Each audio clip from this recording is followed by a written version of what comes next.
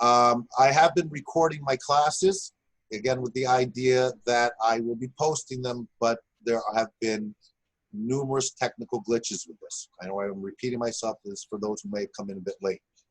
Okay, so I'm recording this now, and I'll test it out later. If it does record and convert properly, you will see it on the Omnivox tonight or tomorrow. Okay, let's go back to this.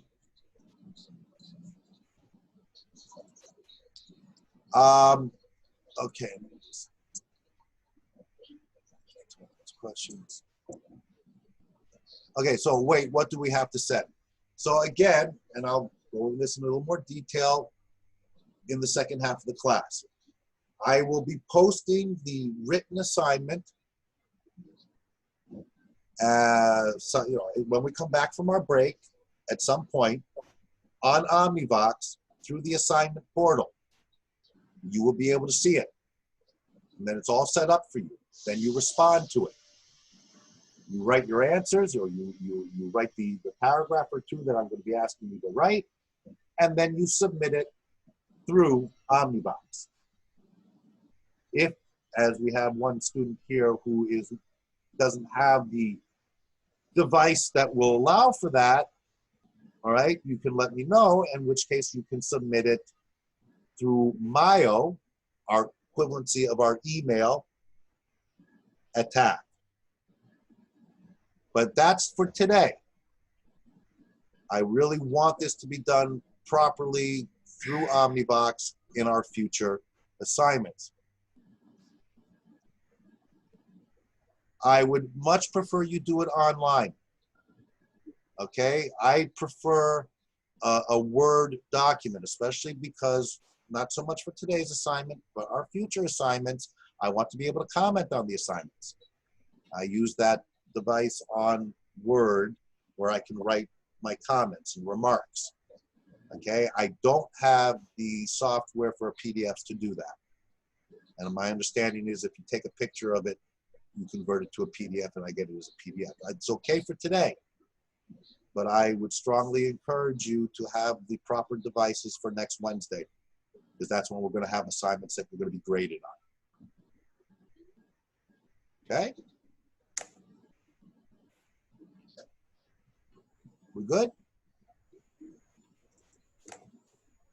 All right, let's move on a bit here. I just want to get through this, and we're going to take a break pretty soon. Trust me, I know that these are 4-hour classes, and you probably have others, and your teachers are probably staying for for most of it. It's tough. It's tough to stay engaged. It's tough to stay alert. It's much easier in the classroom. If nothing else, you have me pacing around and mixing things up. Yeah, I have a 6-hour online class. You have my sympathy. It's tough. That's why the way I'm breaking it down. So when we get really into it next week, an hour and a half, half-hour break, then an hour and a half. So the way I look at that is, for us, it's 2 hour-and-a-half-long courses. It may be just psychological. It just seems to make it easier rather than sitting there saying it's a 4-hour course, especially in this long-distance environment, which is, again, really challenging. But, that's what we have to do. That's what we do. So I'm going to give you a briefly here. Again, I'm doing this because my experience has taught me that most of you don't read through this in any kind of detail. And again, the two purposes: one is so that you understand everything that we need to know. The other is to get you into the habit of reading carefully. Okay? The focus of this course is on helping the student make the transition to college-level studies by developing the student's ability to read, think, and write clearly and effectively. What I want to emphasize with that, it seems clear-cut, but big part of it is the thinking. Right? Critical thinking. You cannot write well, you cannot read well unless you engage in critical thinking. And the idea is to make progress on that, to get better and better and better at. They're all interconnected. You do need to be thinking about these texts, all right? Because they're, as I said, challenging. There's a lot of ambiguities. There's a lot of uncertainties. And our job is to figure out why and what does that mean and how does that reflect on the plot? How does that reflect on the setting? How does that reflect on the character development? Especially when we get to Shakespeare. Read, think, and write clearly and effectively. This, I mean, your first year students here, so I mean, you're going to be doing this at college level for a little bit, and maybe some of you are going to be going on to university. But this is all about communication. So you may not be planning on becoming Shakespeare scholars down the road, right? You may be going into whatever fields you want to go into. But the basic foundational principles that we will be engaging with and learning in this class and in the other English classes are about communication, particularly written communication. And the importance of that, well, you go out there into the real world and you're working for a company and your boss asks you to write a memo and circulate it throughout the company.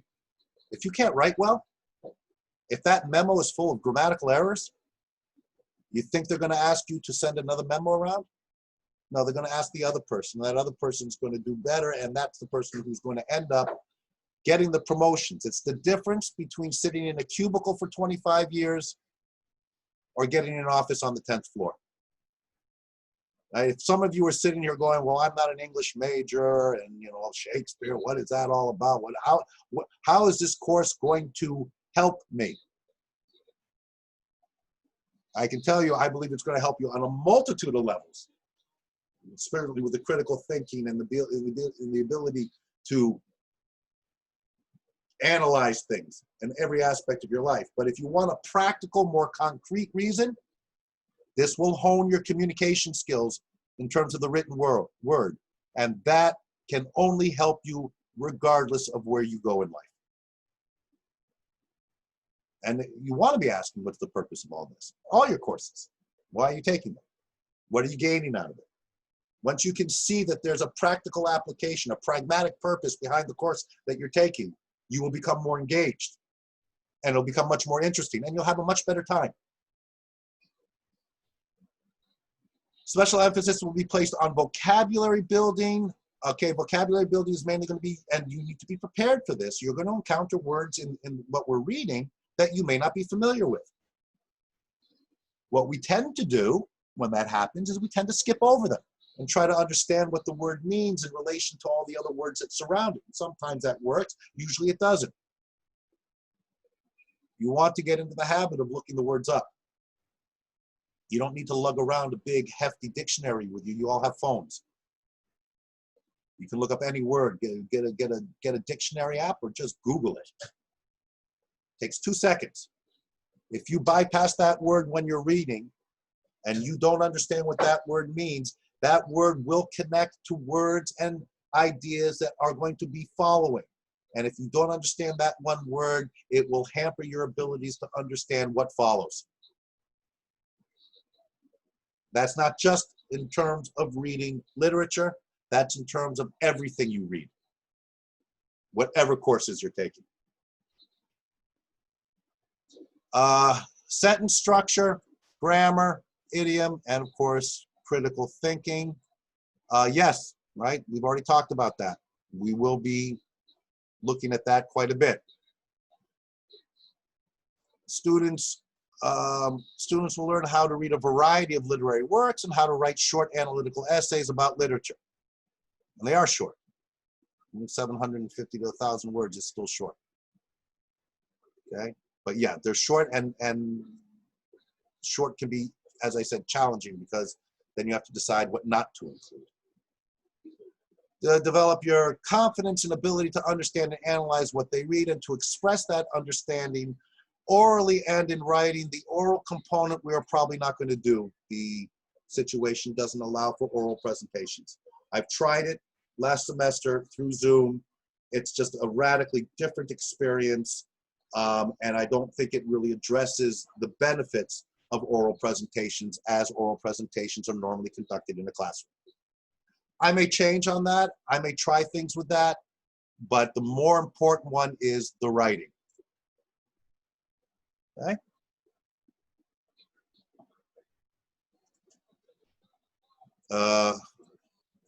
Okay, now these targeted competencies and things like this is a little bit dry, this reading, because a lot of this comes directly from the ministry. All right, so, and it's going to be a bit repetitive, so I'm not going to go through the whole thing, but the things that you want to be attentive to and to know what we're going to be focusing on, the recognition, okay, major literary genres, poetry. We're not going to, you may think we're not dealing with much poetry, but Shakespeare is full of poetry. And Shakespeare is obviously drama. And fiction is obviously the short stories. And essays are what you're going to be writing for me. So be prepared, all right? Most students, you know, the poetry tends to really, oh no, okay? I teach poetry at Concordia. I won't go into the kind of poetry that I teach there, but we will be dealing with it just through Shakespeare. Various forms of discourse, not just in terms of how it's written, but when we get into Shakespeare, how characters are speaking, the use of rhetorical devices to persuade people of things, the difference between dialogue, characters speaking to each other, even if it's in a short story, and a narrator who is telling us everything that's transpiring. How reliable is that narrator? Right? When we have a narrator telling us that, you know, George over there is the smartest person in the school, can we trust what the narrator's telling us? Character, these are terms that you do want to be familiar with, and the type of terms, I'll really hammer this one home. Character, setting, plot, tone, and theme, those are the types of terms that when you are doing your assignments and when you're doing your exams, these are the things I want you to be addressing. So if you're telling me, well, the setting is this, and the tone that's being employed in this case is this, right? Just seeing those terms, tone, setting, character, theme, those are literary terms that you want to incorporate into your own writing. You want to also be sure that you can't do that until you know what they are, until you're able to recognize it in the text that we'll be studying. Literary language, connotation, denotation, figures of speech, okay? All these things we're going to be delving into. To what depth depends on how this class evolves, okay? But you have to understand the difference between literal and figurative, okay? I haven't had lunch yet, I'm starving.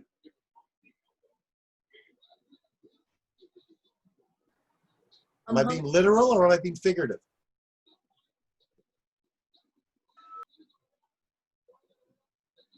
Figurative. Figurative, why? Because you're definitely not like starving. I'm not starving. Yeah. I'd probably have to go, you know, a few days before I'm actually starving. But we say it all the time, right? Like an expression. Exactly. These expressions, which you hear all the time, but now when we see them in these literary texts, the idea is for you to take note of them. Right? So you can say, hey, no, you're not starving. You're hungry.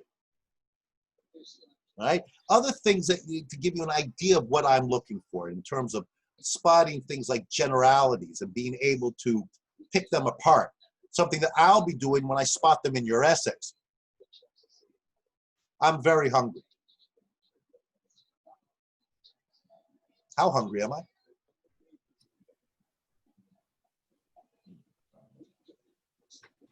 I guess not as hungry.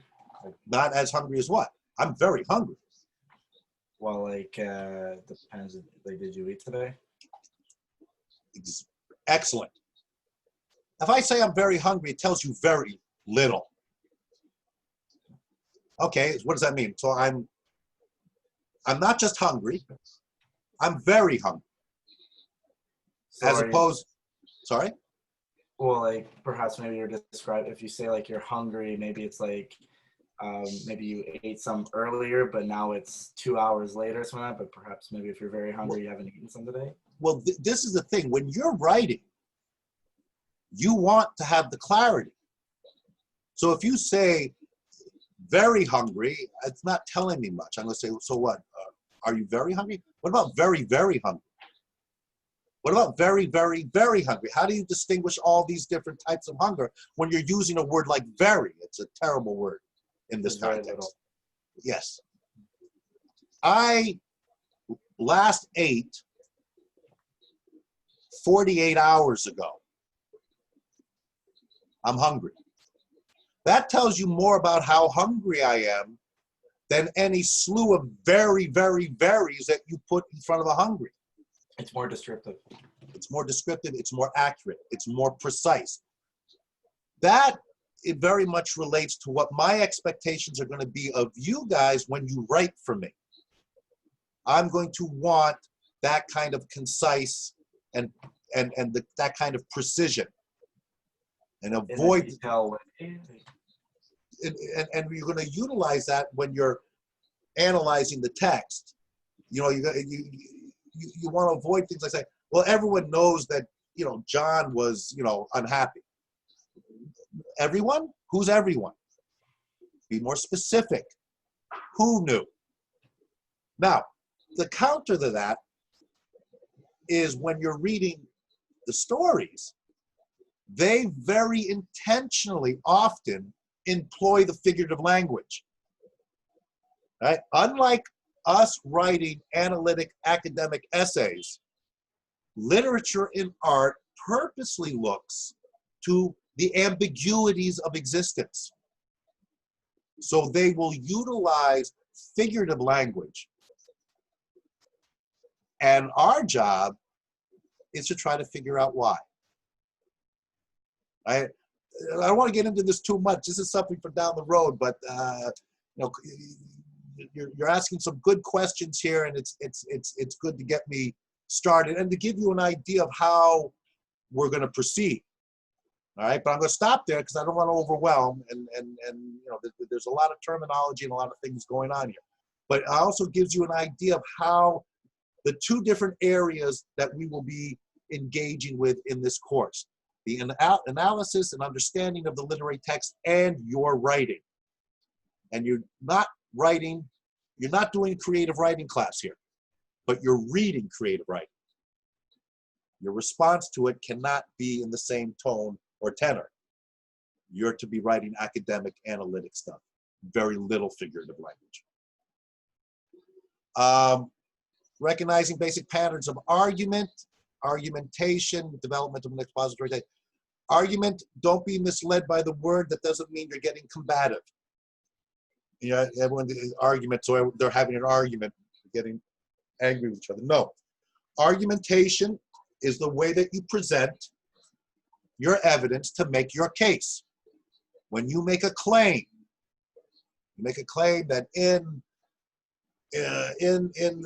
XYZ story, the main character John is secretly in love with Janice. That's a claim you're making. You need to substantiate that claim with evidence, and the process of bringing in the evidence to substantiate that claim is called an argument. I will argue that he is in love with her. Clearly, in that case, it's going to be one of those things where it's not clearly demonstrated to us that he's not sitting there in the story saying, I love you and she loves him and so on. There's obviously going to be some ambiguity to that. That's where you have to make your argument. Right? And then that's going to become particularly relevant when we discuss thesis statements. The dreaded thesis statements. Absolutely essential for every essay that you write. Don't be put off by the term yet. You've probably encountered it at some point in the past. I spend a lot of time discussing what a thesis statement is. I do that because it's essential. I do that because I don't think enough effort is put into that discussion at the high school level. I do that for selfish reasons so that when you come up and do 102 and 103, and if I'm your teacher, I don't have to talk about thesis statements all over again as much, because you should have it by 101. Dictionaries to find definitions, right? We talked about that. In your exams, you'll be able to bring in your dictionaries. Unless I'm told otherwise, I have no problem with that. Okay?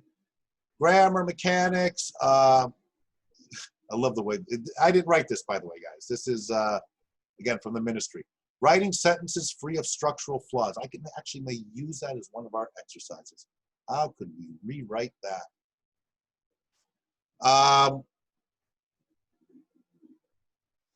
Constructing coherent paragraphs. We will talk a lot about that. I mean, again, I want to see where you guys are at.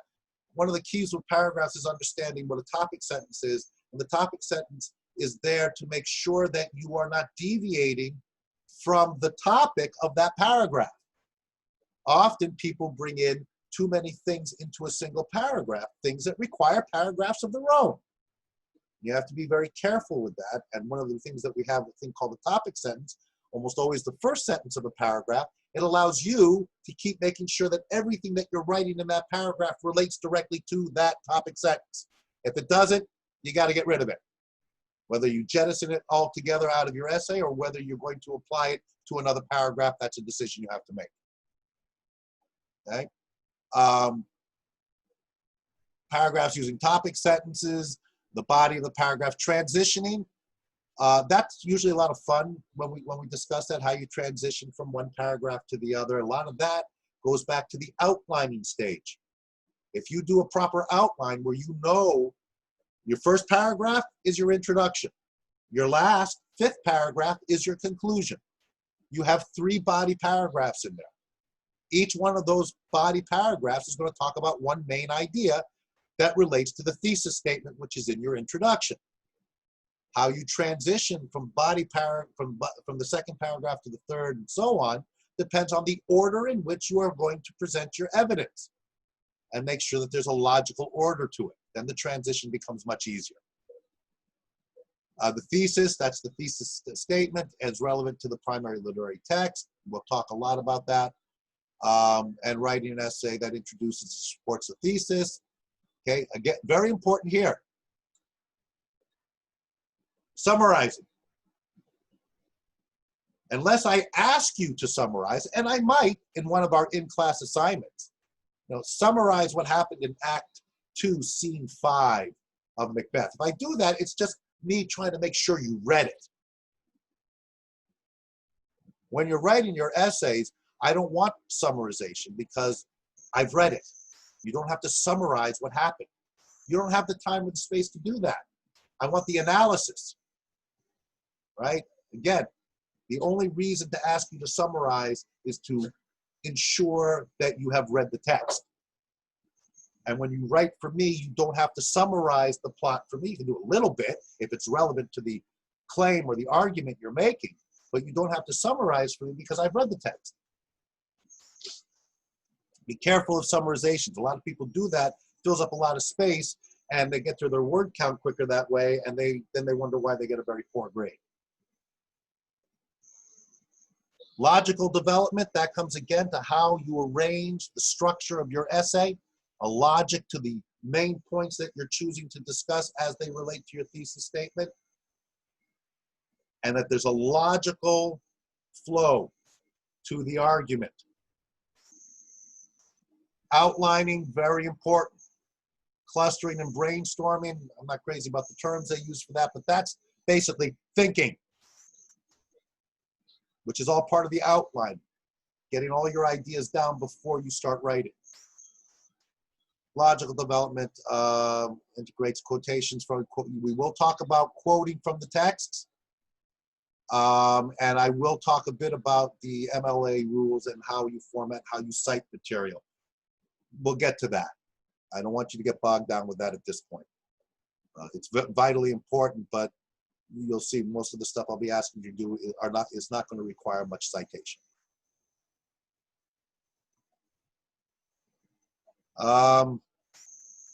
Okay, it's 1:41. We're going to take a break. And what we're going to do is, it's 1:40, let's say 2:10. You want the half hour?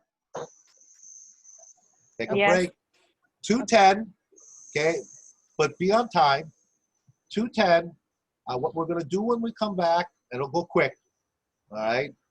Hopefully. I want to finish going through the course outline, but at a more rapid speed because a lot of what's coming will be repetitive. And then I'm going to give you your assignment, and then we'll be done for the day. Good? Thank you, sir. Okay, thank you very much. Thank you. Okay. Thank you. So Thank you very much. half an hour, 2:10, no 2:10. later, and we'll get right back to it. Yeah. I'll be back a little earlier than that if you have questions. Okay. Okay, All right, Thank sir. you. All right. thank you.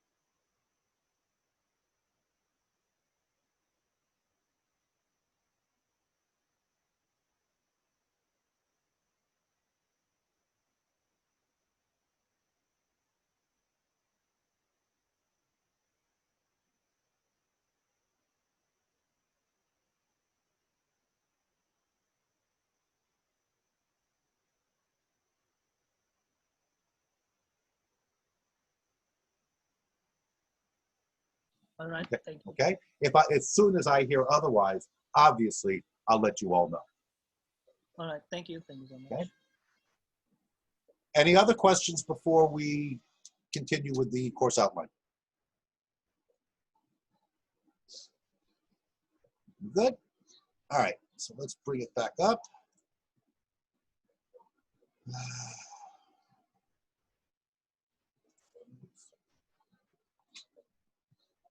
Okay. So again, this should go fairly quickly now. We've covered, I think, the main aspects of it. This section here, again, this is all the matrix that they've given us to follow. Much of this is coming from the ministry. But just to remind you, things like accurate explanation of the denotations of words. Again, this comes to the figurative language. What is it really being said here by the way they're saying it?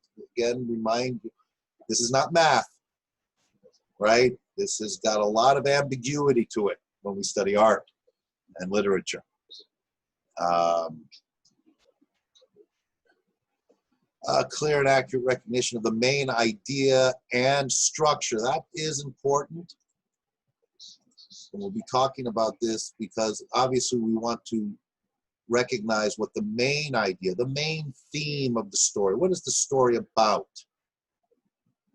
Or what's its main objective in terms of conveying an idea? But of course, that's main idea. There are almost always numerous other ideas floating around that correspond in some way to the main idea. And it can be challenging to determine what the main idea is, and it often is ambiguous, it is unclear. And there can be different approaches to and different ideas about what is the main idea. All right, that's part of what we're going to be doing. I think the main idea is this, but it may be a little bit of this as well. Which is it? Well, that's when you will need to take a position and say, this is what I believe to be the main idea, and let me tell you why. Right? And that's the key. Let me tell you why. That's when you develop your argument in order to tell and explain why you think that that's the main idea. Yeah, I mean, there's a lot of mixed reactions to how we're doing this online versus in person. And yeah, it's different strokes for different folks, I suppose. I can tell you as a teacher, and other teachers disagree with me. But for me, in terms of the way that I teach, I'd much rather be in the classroom. That way I can have a better opportunity to be fully engaged with you guys.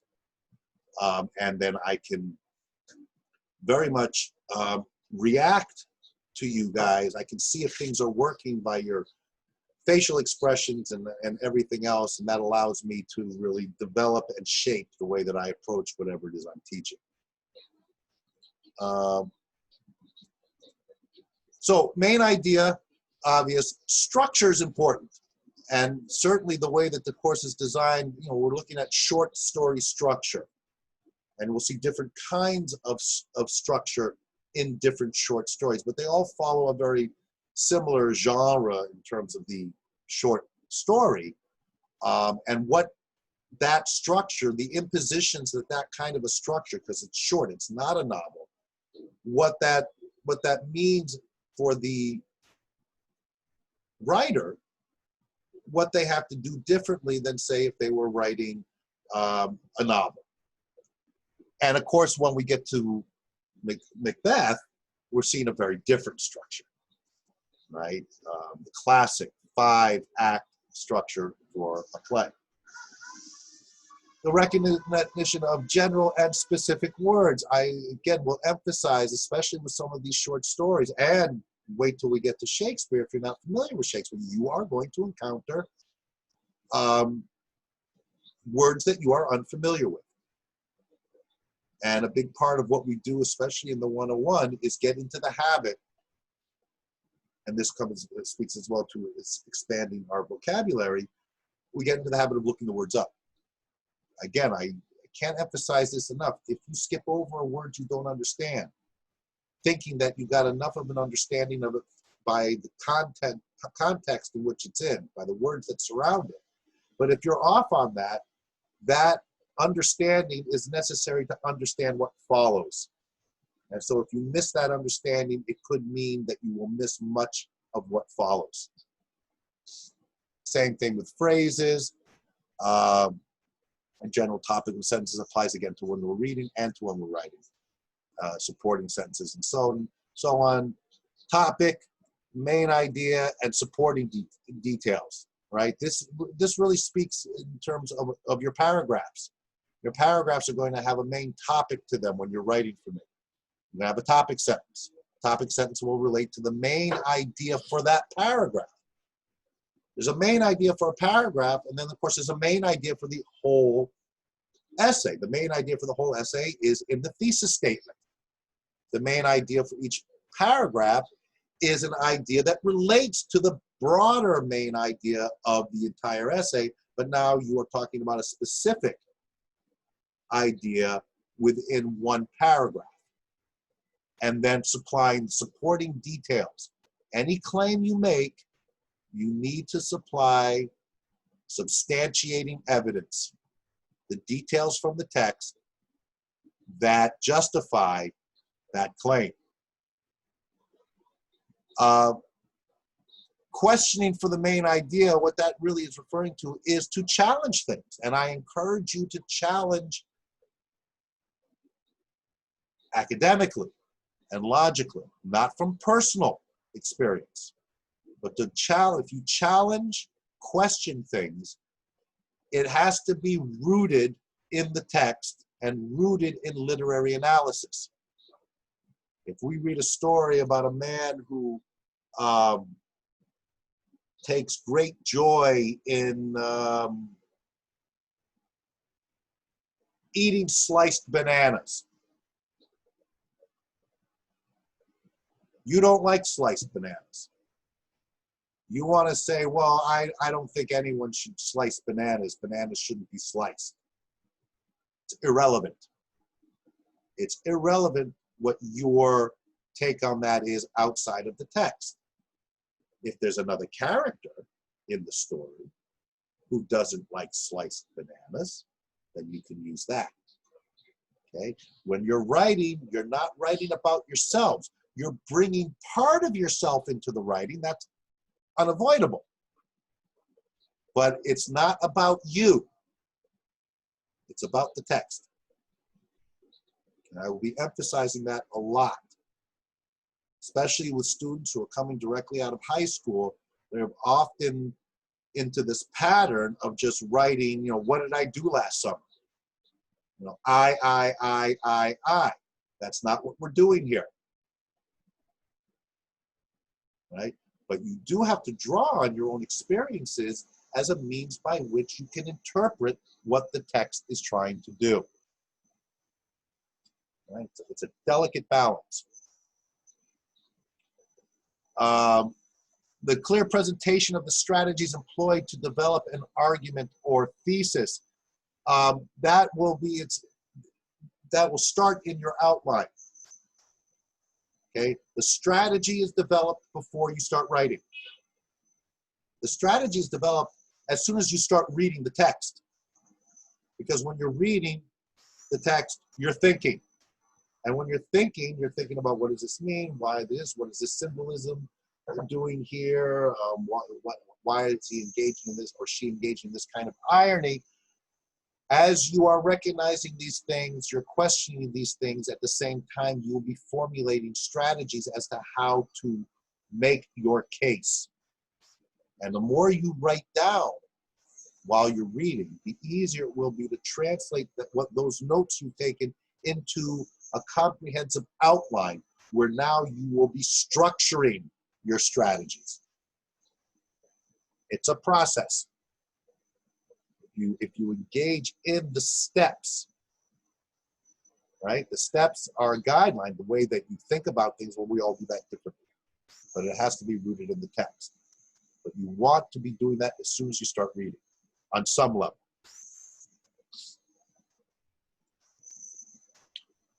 So again, the learning activities, lectures, cooperative learning, participation in class discussions, in-class writing assignments that we know, in-class presentations, probably not. Reading selected texts for writing about literature, those will be texts that I'll be posting. You know, cooperative learning, that, and this is again, much more challenging in this environment, is how we all learn from each other. I think I mentioned to you, you know, I'm still a student. I'm doing my PhD. I'm still very much learning. And I learn a tremendous amount through teaching. Often students at every level find things that I didn't recognize before. So this is all cooperative. Again, much harder to do in this environment than it is when we're in the classroom, for me. All right, so again, we've talked about this, develop clear and structured writing style through editing and revisions. This is important, as I've been talking a lot about the need for outlining, thinking, brainstorming before you write. The editing and revising is equally as important. Equally as with the outlining and everything else, the pre-writing activities, a lot easier when you have 2 weeks to write a take-home essay. A lot of people think, well, you can't do that stuff when you're writing an exam. I will make the case, I will argue that it can be done, and it's extraordinarily helpful if you do. It's about time management when you're in the exam environment. Again, I've taken many exams at university. And one of the things I used to disturb to some extent, the invigilators, the people monitoring the exams. Because we get our exams, okay, time starts now. I read through the questions. I write down a few notes as I read the question, make sure I understand the question. And then I do this. I stop everything and I'm just staring out. And I've had invigilators come up to me and go, are you okay? Because everyone else is furiously writing. I take 10, 15, 20 minutes if necessary, thinking, how am I going to do this? What's my best approach? I know I want to write something down. That's my outline. That's the beginning of my outline in an exam environment. It may be a little messy. I don't have enough time to make it a really structured outline. And then I may sit there and say, okay, so these are the 10 things that I really want to bring up. I can't bring up all 10. I can only bring up 5 or 3.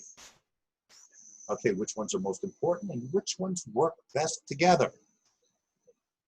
I go through that whole process. You're going to have 4 hours to do your exams, to write a 750-word essay. The time is there. The time is there to do all that pre-writing stuff, get that outline, know that I'm using these 3 ideas and I'm jettisoning the others, and then to write, and then ideally to have an hour after you've written that draft to do editing and revising.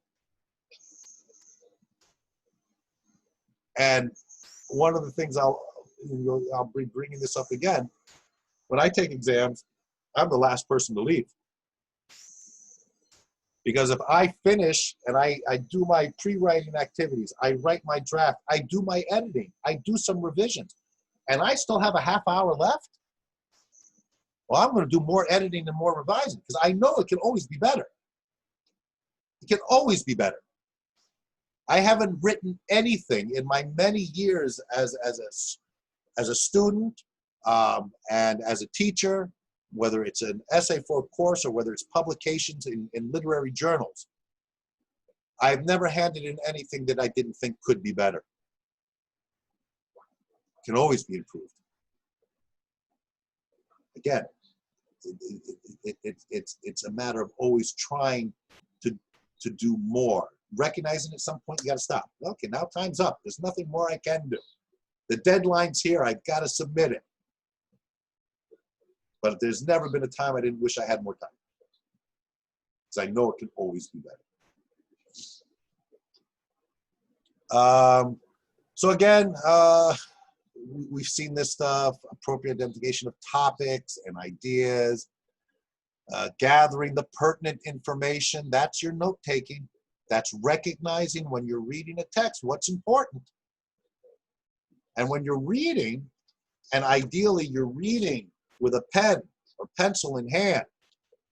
If you're anything like me, I write all over my texts. I write in the book, I write in the margins, I highlight. Because the thing is, if you're just highlighting, you're just underlining, when you come back to it to study for your exam, you may not remember why you highlighted that. So write on the side why you highlighted it, or write it in a notebook, index cards, whatever method you use, because if you're doing that while you're reading, you are much more engaged with the text. And that means you can write things like, I hate this text. Why did he make us read the 3-day blow? This is boring. I don't like it. I hate it. That's fine. Whatever you're writing there or writing in your notebook is for you. If you're doing that, it shows that you're engaged in the text, whether you're going, this is the best thing I've ever read, or this is the worst thing I've ever read. You're engaged. That's important. That's what the thing I want the most from you, is to be engaged with the text, one way or the other.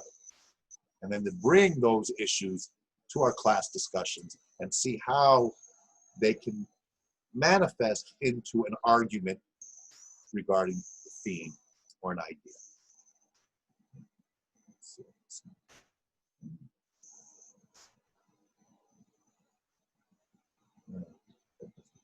Yeah, you can put whatever backgrounds you like. Appropriate choice of tone and diction. What is diction?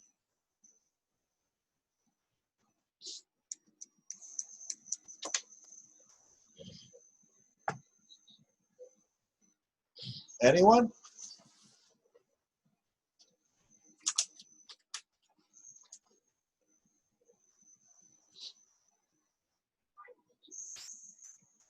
You can look it up.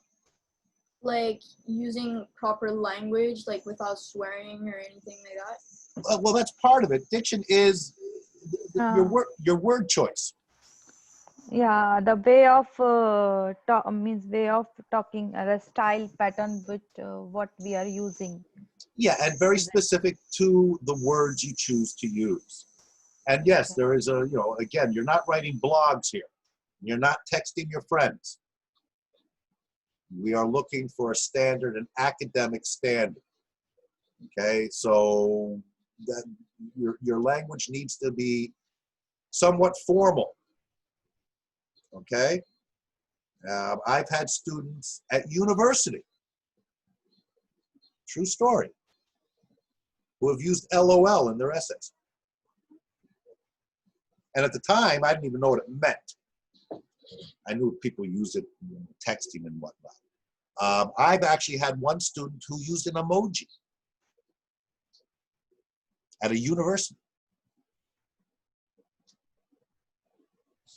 An interesting story, because I think you're getting to know me a little bit. I did not like that in the least. My youngest son heard me. He was in the other room because I was reading it. I was grading it, and I started, "Are you kidding me? You can't do that." And then I had another class the next day, not the class with the person who used the emoji, and I brought it up to them. And I started saying, they're not listening to me. An emoji, it's worse than LOL. You can't use an emoji in academic. One of the students said, "Why not, sir? It's not 1960. And she made an argument as to why emojis should be used. And I disagreed with her, and we went back and forth a bit. And I said, "You know what? You all have an essay coming up for me in 2 weeks. I've given you the topics. I'm adding a final topic that you may choose to write on. Is it ever appropriate to use an emoji in an academic essay?" And I had 2 students who wrote on it. And one argued that it was appropriate. It was the same girl that I had gotten into the discussion with. She got an A. I totally disagree with it. But she got an A because she made a sound argument, brought in evidence, used logic. And ultimately, it's fine, you know, but not in my class. But the point I'm trying to make is, as long as you can present a valid, logical, well thought out argument to substantiate and use evidence to substantiate your claim, if I disagree with you, is irrelevant, and it will have no bearing on what kind of grade you get. I look at the logic of the argument. Okay. Clear and coherent development of paragraphs, revision of form and content, editing for grammar and spelling. Just a quick note again, because you know, pretty much two things. One, when you're doing the in-class assignments, if you're doing it on Word, you have your grammar check, you have your spell check. Keep in mind the grammar check in Word is at times not reliable. I'll caution you. All right. But of course, in the exams, you're not going to be using a computer. You're going to be handwriting it. So that's why you bring in your dictionaries and so on. But the application of how you use your grammar, a lot of that will come out of what we've been discussing in class and the kind of exercises that we'll be doing related to grammar. I very much take into account and acknowledge that in a 4-hour pressure cooker environment of an exam, I'm not expecting the same level of proficiency in your writing that I would if I gave you 2 weeks to write. You do the best you can. I've been doing this for a long time, okay? So all that will be taken into account, but you want to be conscious of it.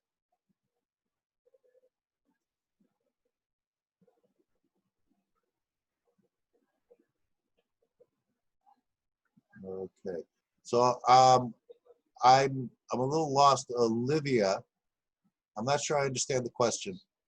If you have was that important saying you can use a laptop, is that okay? You want to clarify? Olivia? I think she's talking about the IEP where certain students get a laptop during that. Okay, absolutely. Yeah, I should have brought that up. If you're in the IEP or anything like that, whatever the college offers, obviously that's acceptable. So yes, if you're, and all you have to do is, I'm sure you've contacted them. If you are IEP, just send me the documentation just so I know and I can put it on my records. And then of course, I have no problem with that whatsoever. Thank you for the clarification. I see now IEP afterwards. Yeah, of course. That's not an issue. Whatever you're entitled to, you get always, right? No worries. So again, learning activities we've covered.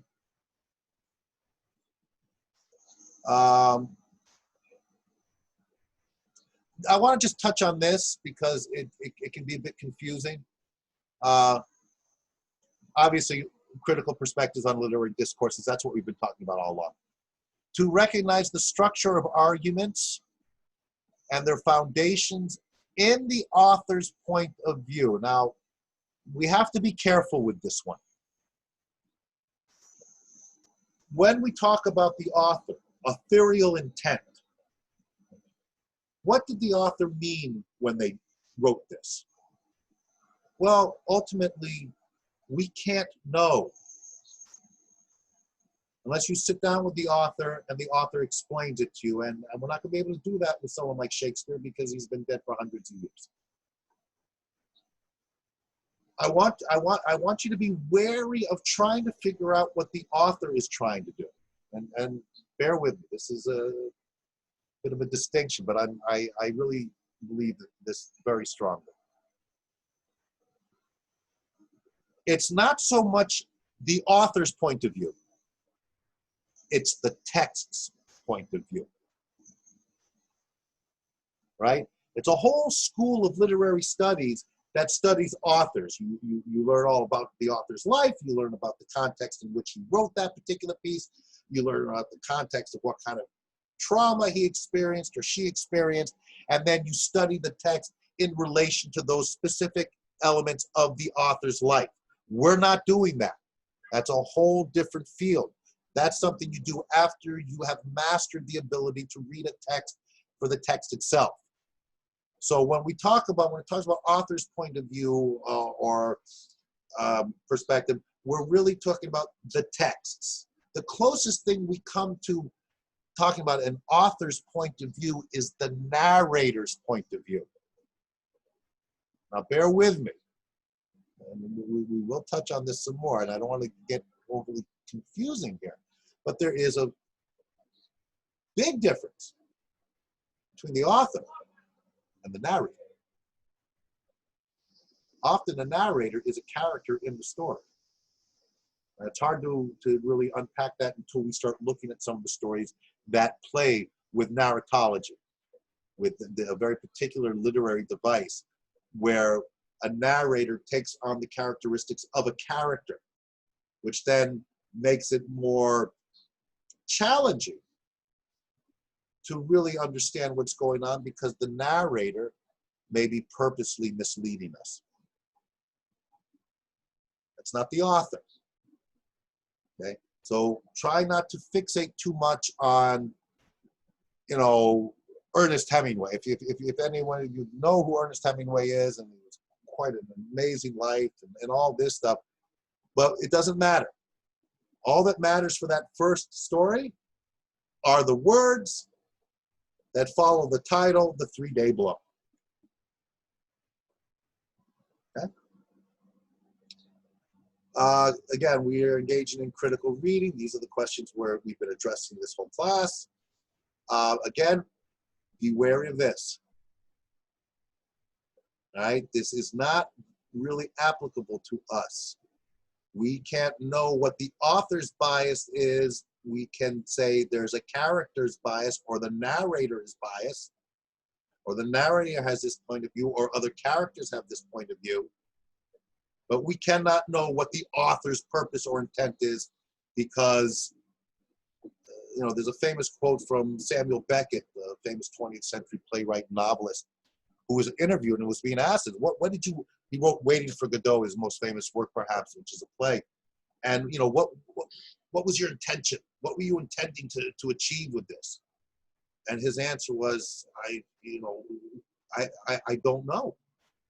And it's because it can only be known through the connection of what I have written and the reader's response to it. It's not about intent. It's about observation. That was his way of explaining it. I may try and find the clip of that and show you because he's one of the great 20th century writers. Distinguishing fact from opinion. This actually very much pertains to your own writing. You can have an opinion, but when you're writing an academic essay, that opinion has to be more than just an opinion. You have to root the opinion in fact. Then it becomes an analysis, not just an opinion. Okay, the opinion is always going to be there, but it has to evolve into something much more analytic than an opinion.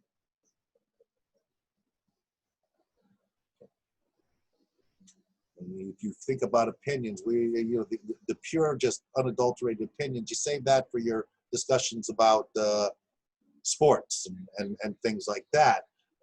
But it can evolve. If you're going to say, in my opinion, the greatest soccer team of all time is Inter Milan.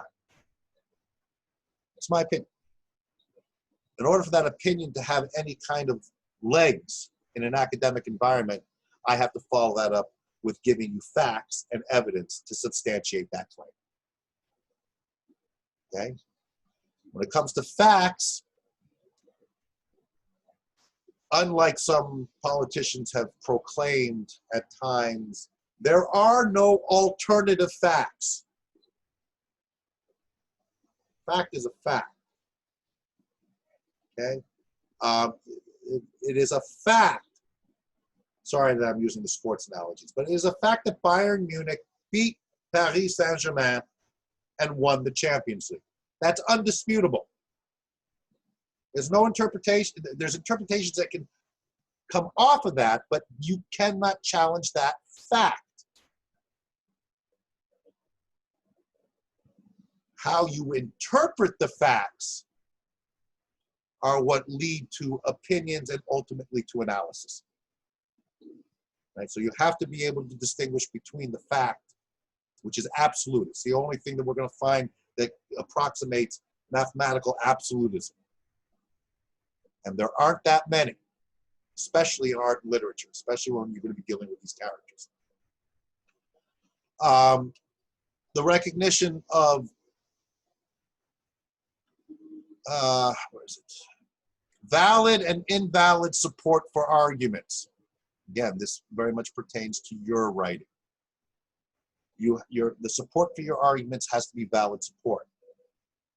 An experience that you may have had in Barbados 2 years ago is not going to be a valid support for an argument you're making about a literary text you're reading now. That experience may be something that helps you recognize something else within the text that can be used to support the argument.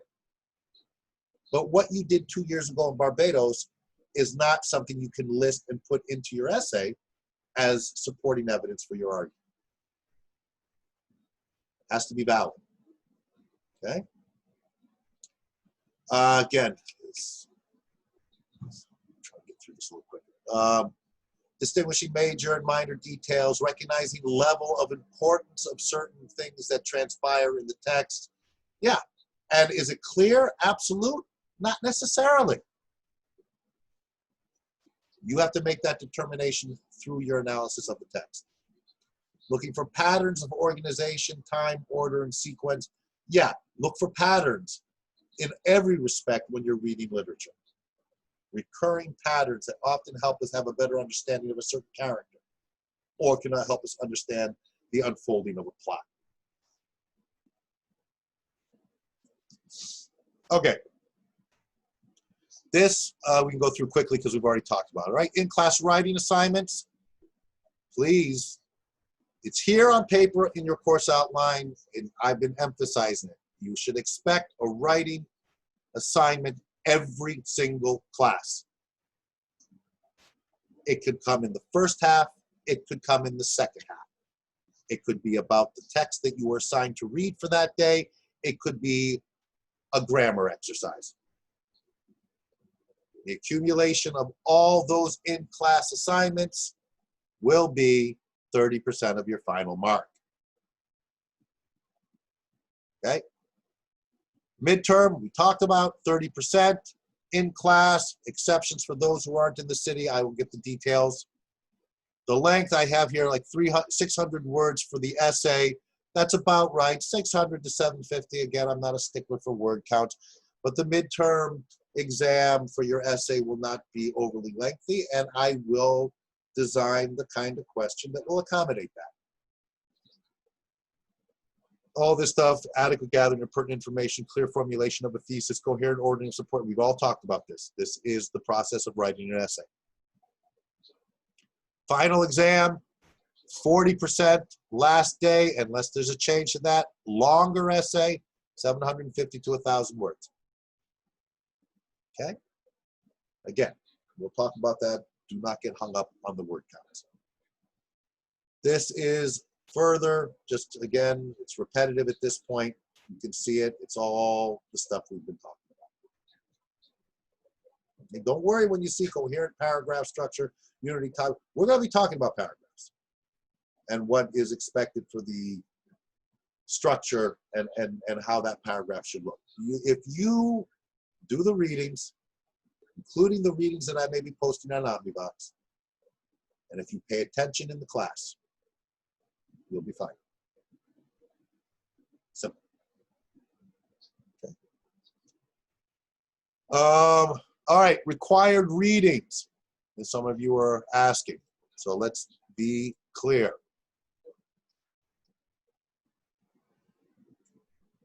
"50 Great Short Stories." The editor is Milton Crane. This is the one we're using. If you can find the 6 short stories we're using in a different collection or elsewhere, that's fine. I'd be much more insistent that you buy this if we were in class every day, but I know some of you can't get to tab that easily. All right. Ideally, if you can get to tab, buy the book. Again, it's under $10. Or, sorry, but if you're like me, just come to school every day. I'm currently at the computer lab at TAV College. Actually, I'm glad you brought that up because I do know that a number of you are going to do labs. So if you're in that situation, then I highly, highly recommend. Well, I just come in because the home environment isn't the greatest. So No, understood. And if you have the opportunity to go in, please buy the book. It'll be a better experience for you. All right. all right. So where would I find the book? The book is available at the main desk, in the main office, just as you walk in. All right. I'll Right. go. Sure. Just ask there. And how much are they again? They're both under $10. I think the Shakespeare is 7 something, and the 50 Great Short about the same, about $8 each. You can call in advance if you want. Yeah. They'll have them right there. All right. So again, and if you're not in a position to get there and buy this edition, you can see if you can find the stories elsewhere or in another collection, or if you have a secondhand bookstore near you. The Shakespeare Macbeth, I ordered the Signet edition. A, it's affordable. B, it's really well done insofar. This is my copy. But what it does Doesn't well, really work with the, yeah. But what it does well is it has at the bottom of the page notes. Most of what's at the bottom of the page are notes that have a direct correlation to the words that you will find challenging when we get to Macbeth because it was written a long time ago. All right? But any edition of Macbeth will be fine. What I'm going to do, starting next week, is pretty much what you just saw me do with our course outline. I am going to put up the text. Like next week, it'll be 3 Day Blow. And we are going to go through it the way I am going through this outline. Now, I can't go over it word for word. There's not enough time for that. So I will focus in on certain passages where I will read it word by word so that you can become more accustomed to what's involved in parsing a text. How, especially in a short story, second only to poetry. Every word is there for a reason. It's not some 500-page novel where some passages just seem to be redundant and so on. It's a short story, so the words are chosen very carefully. And to get you guys into that pattern of reading that way. We're going to do that for every text. It's what I do when I'm in the classroom. I just don't put it up on the screen. I just walk around with the book in my hand, and we're all on the same page, and then I go to the blackboard and do the same thing. Okay, you'll see how I do this. Again, the best thing I can tell you to prepare for that is to see what I just did with this course outline. And that's how I want to approach the text. With more frequent pauses, where I will be asking more questions in terms of like, so what do you, why is the door blue? We just read a passage where they went up to this cabin and they knocked on the blue door. And I'll ask you, why do you think the door is blue? You might think that sounds like a silly question. It's not. In a short story or in a poem, it's blue for a reason. The posted poems, I always try to do a little bit of this, but again, the poetry, the only poetry we may encounter, which is great poetry, is in Shakespeare himself, because a lot of the dialogue that happens in Macbeth is poetic and has those qualities of poetry. But I may post a couple of poems that we may do. I'll post them well in advance so that we'll have plenty of time. And a lot of that will depend on how things unfold over the next few weeks. Recommended readings. This is totally up to you. I find these to be really good handbooks, especially if you're concerned about your writing. Right? They're good to have. They're books that you will use all through your academics and beyond. All right? They're not required. They're up to you. Any questions about the books? Good? Okay. Now this last bit, this is on the bottom of every course syllabus. It's very technical. You can read through it if you want. It's pretty obvious stuff. The only thing I will, it talks about class attendance and all that stuff. You look it over. The one thing I do draw your attention to is plagiarism and cheating. Now, your exams are in the classroom, so that really you can't plagiarize the way you can if you are doing a take home and so on. Yeah, thank you. That being said, one thing, and this what I'm about to say, I think it would apply to all your classes. Though teachers have this is my take. Other teachers are more rigid in certain ways. The big thing about plagiarism is whether or not it's intentional. Are you trying to cheat? If you are, stop please. Okay? If you are purposely trying to cheat, then you have to reassess why you're here. Simple as that. It's about intention. If you are doing a works cited page, if you're doing a research project, and you make some mistakes in terms of how you put in your works cited. You put first name last, last name first, things like that. There are some teachers that will really come down on you hard. And technically that could be construed as plagiarism, or if you genuinely didn't know you had to cite this. The intent is not there. The intent to cheat is not there. Everyone makes mistakes. But if your intent is to cheat in any way, two things. One, ask yourself, why are you even here? Two, you'll get caught. You will get caught. At some point, you will get caught. I can't tell you how many people I've caught. Not just with me, you'll get caught somewhere. Just don't do it. If you feel you have to, reevaluate things. If you have too big a workload, maybe lighten the workload. You just, again, it's just, why?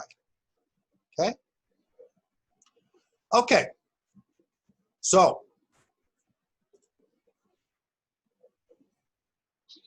we're good with our course outline. We're clear with how this class is going to. All good for me. Yes, okay. So we're getting questions here, and again, one of the things that I really want to be clear on. If you're asking a question, sir, what if I copy paste someone else's work and submit it first? Okay. Now, there's one of two things going on right there. Either you're trying to be funny, okay, in which case, stop, or you really don't know, but I think you do just by the way you worded it. You're copying and pasting someone else's work and submit it before that person submits it. Yeah, okay. It was like a mix. It was a mix between trying and be funny and actually thinking. Now that I see, now that I see it's coming from you, I see that. Okay, and that's okay. Then I get it.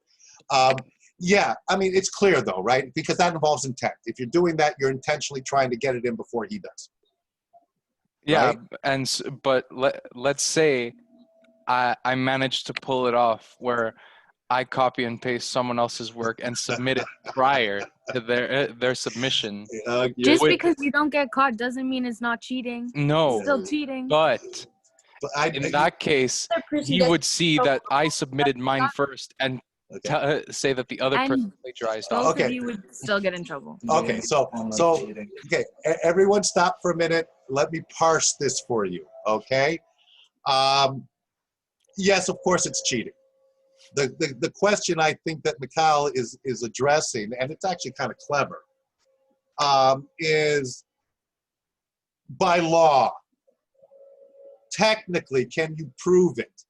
Can you technically get away with it? In this case, probably not, but I see where that kind of thinking may come from. And I do appreciate that you acknowledge that you're also trying to have a little fun there, okay? Yeah, Because I was trying to have a little bit of fun, and then when I put it in, I realized, but wait, what if I actually do that? How would that work? And Fahad saw what I meant, where like if I submit it first and then blame the other person for copying off of me. and this comes back to what I was saying initially, intent, right? So, I mean, if you know what you're doing and you're doing it intentionally, trying to get away with it, and you get away with it and it works, yeah, but then again, the question would be the same when I was asking before. You have to ask yourself, why are you engaging in this? The idea is here is to learn, develop, and evolve. And you can only do that if you do the work yourself. But it is an intriguing question if you get into the nuts and bolts of how the law unfolds. But that's another discussion. But it's the type of, and the reason that I'm letting this go longer than I normally would is because it's exactly the kind of issue that may come up in some of the stories that we read, where you would be asked to engage and evaluate whether or not the punishment that this person receives is justified. And you'd have to make an argument for it. And that argument could be predicated on the law, but it could also be predicated on other issues that may have been introduced into the story about ethics, justice, morality. Very ambiguous terms. So on that level, that it can alert a few people to ways that we may be engaged in thinking in this type of a class. Okay. Wow, we're 3 o'clock already.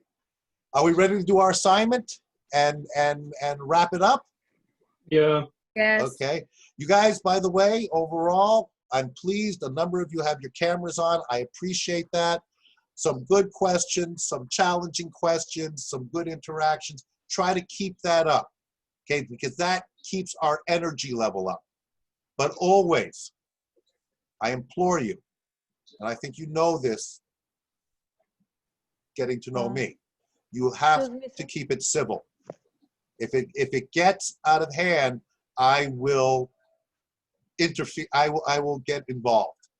Okay, and I think you're getting to know what constitutes civil, even pushing the boundaries a little bit. I'm all for that, but don't cross them. Someone had a question? No? Excuse me, Yes. sir. Yes. I have. You told we will discuss before how to upload our work in Omnivox. Okay, so yeah, because many of you may not have done it. What I'm going to do right now is I'm going to upload the assignment, the instructions. So you all have access to Omnivox, right? Okay, so let me do this first, and then let's make sure everyone can access it. All right?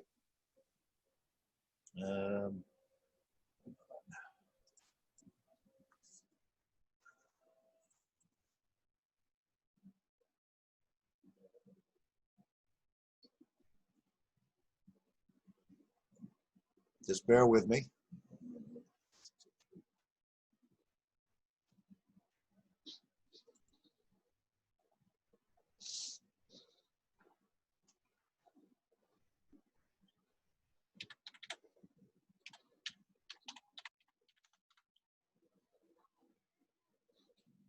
what I'm doing now is I'm choosing the file.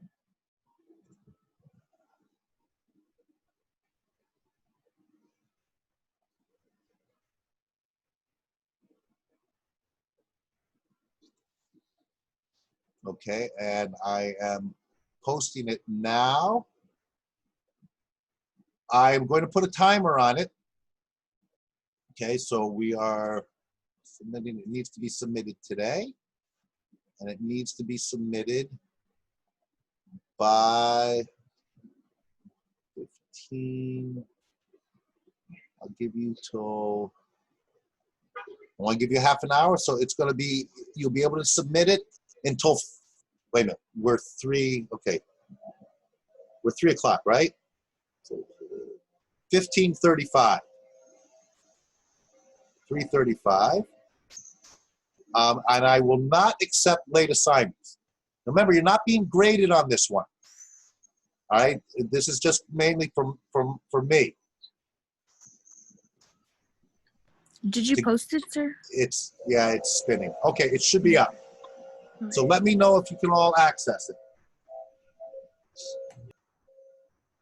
Okay. Everyone sees it?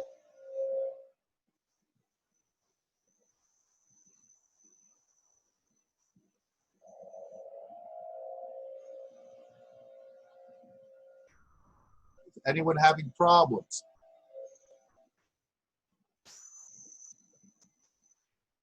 I just got it now. Okay. I mean, this is what it should look like, just to make sure that you're all getting it. It's very basic, guys. Okay, you can see that. I have it. Good. Now, it should be self-explanatory how you submit it. Okay, you're going to submit it right through that same portal. But you are being timed. And you can see by the nature of this question, I'm asking you to describe the program you're in the tab and explain why you chose to enter that program. What I want you to be thinking about here is, okay, guys, the chatting, I'm going to shut the chat off in a minute. As a matter of fact, I'm going to shut it off right now because I don't want you chatting while you're writing this. So the chat will hopefully be shut off for now, which means if you want to talk to me if you have questions while you're taking this, I'll be here.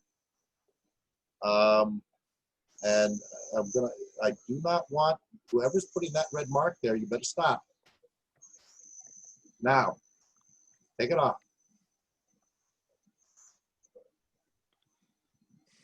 Don't do that. Okay, you're invading my privacy right now. That's coming up on my screen. That's my assignment. I wrote it. I'm taking it personal. Don't do it.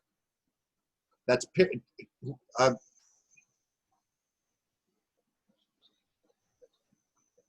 I promise you I will report you. We have been told to be strict, and no one had to tell me to be strict. This type of behavior is going to affect everyone in this class. If you know who's doing it, you would be well put to get them to stop before I find him or her. I'm gonna say this, but it ain't me, because I'm not making any accusations. I'm giving yeah, you, but like, I'm treating I have you a like, feeling somebody's blaming me. no, Yeah, right now, they put his right name on the now, screen.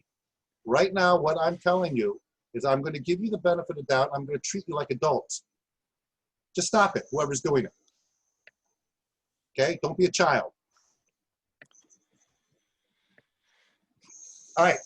So for the assignment, we have half an hour. Yep, you have till 3:35. It will automatically prevent you from submitting after 3:35. And is there a word limit? Nope, this one is wide open.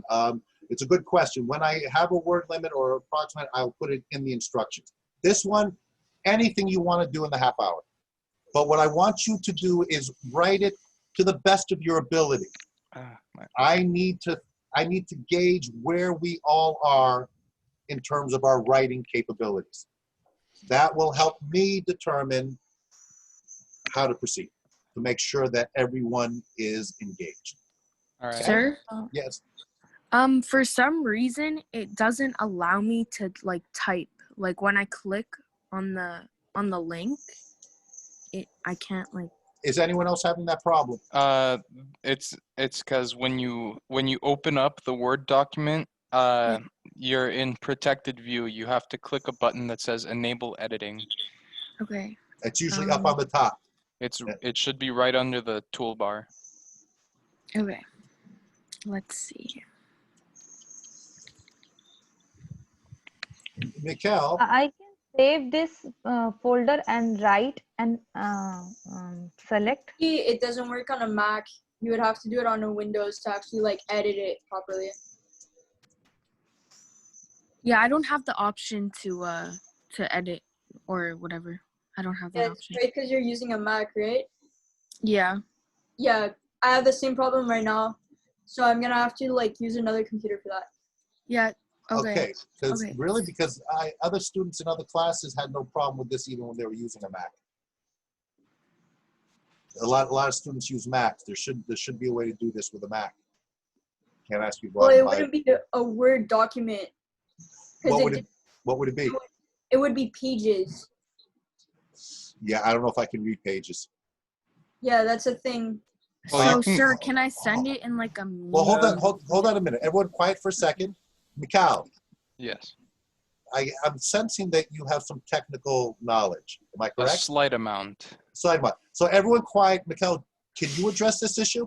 If you can't, I'm sorry to put you on the spot. Yeah, I don't know, because Macs are like the one thing that I don't really know much about. It should work if you have Word on your computer, because it's a Word document.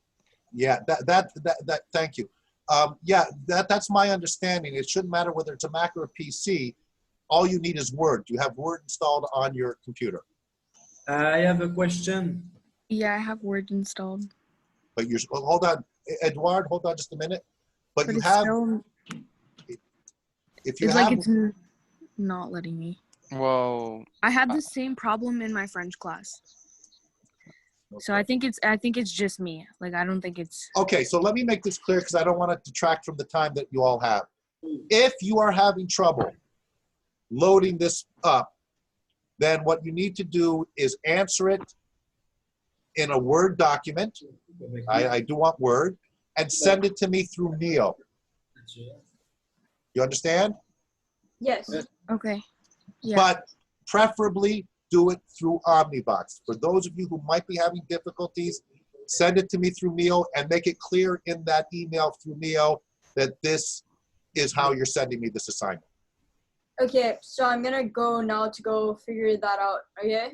So Okay. is it okay with you? Yeah, I mean, but we want this sorted out by next week because next week we got to be all on the same page. Okay, perfect. Thank Okay. you. Bye. Edward, you had a question? Anyone else had a question? Yes. I have a question. What is the class number and It's what right. is- It's right at the top. So we're 603-101 MQ. Okay, thank you. And what is your name? My name is Derek Bateman. All right. My best friend is Derek. That's fine. And yes, please, everyone, include your names when you submit. All right. Okay? Just to make it clear for me. All right, guys. So get to it because now you've got 25 minutes. Again, you're not being graded, but just show me where you are in terms of your writing. All right. Thank you very much, Derek. My pleasure. We can quit. Yeah, as soon as you're done, you can leave. All right. All right. So as soon as you finish this and you've submitted it, you're done. All right. I'm on it.